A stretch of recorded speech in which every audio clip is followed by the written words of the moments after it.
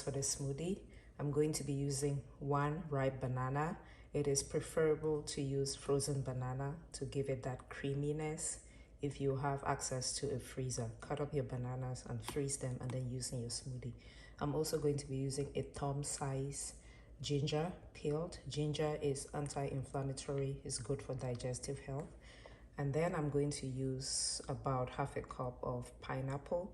Pineapple provides some of that acidity to cut through the grassiness of your smoothie greens. So if you have smoothie greens with very strong smell and grassy taste, you want to go ahead and use a little bit of pineapple. It's a hack.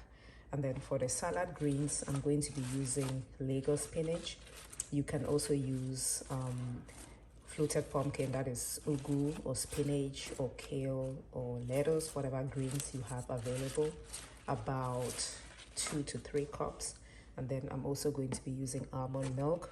You can use any other nut milk that you have, but I'm going to use half a cup of almond milk.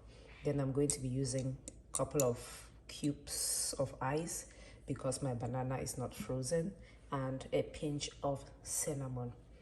And then as far as the gadgets that you need, a container to put your smoothie in, and then a blender.